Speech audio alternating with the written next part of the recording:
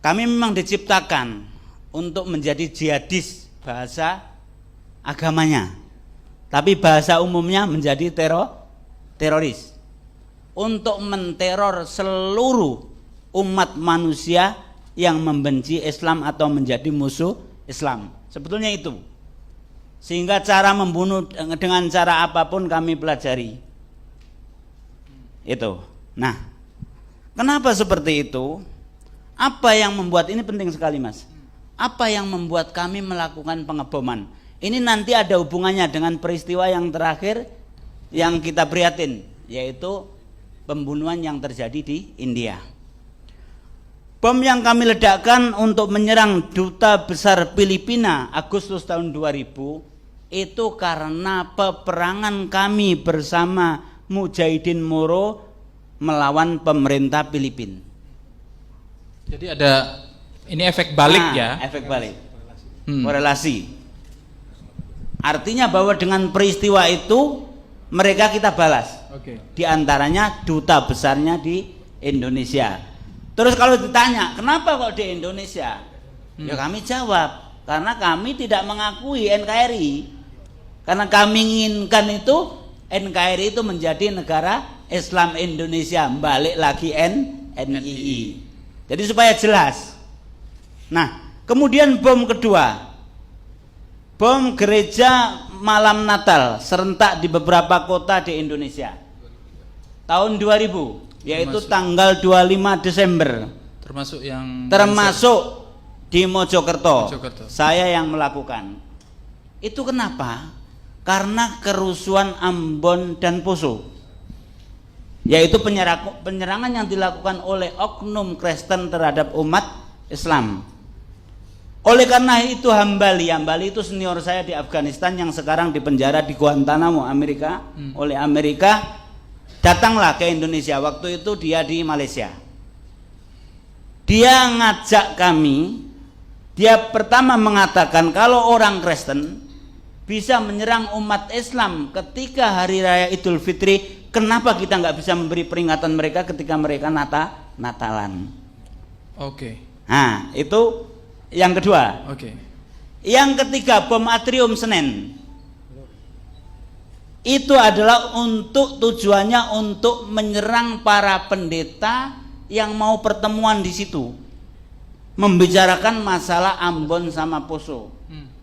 Jadi mau dibom dengan bom tas.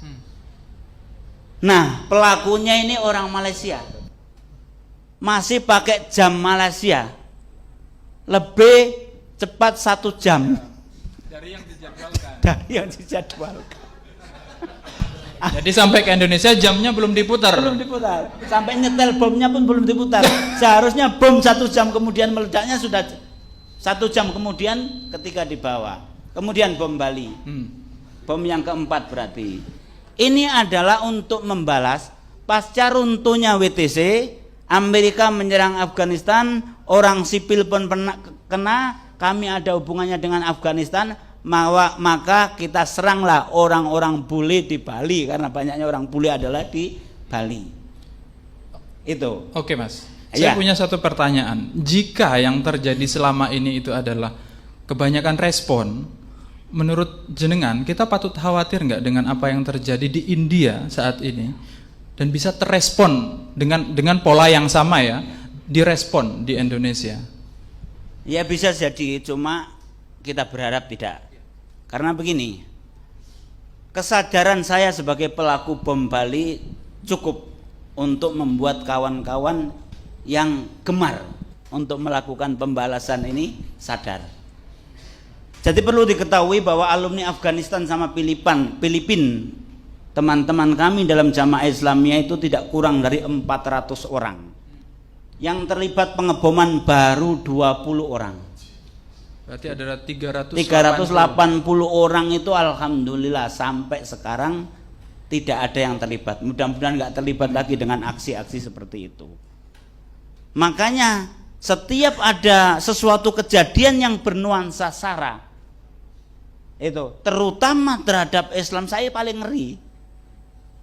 Karena jangan-jangan nanti pemikiran kawan-kawan itu begitu ada kejadian seperti ini langsung akan membalas. Itu. Nah itu, jadi patut kita khawatirkan, tetapi kita, terutama tokoh masyarakat, semua lapisan masyarakat, semua pihak ini harus berusaha supaya kejadian seperti India ini tidak terjadi lagi. Tidak dibalas. Bukan maksudnya begini. Kejadian yang seperti itu jangan terulang lagi.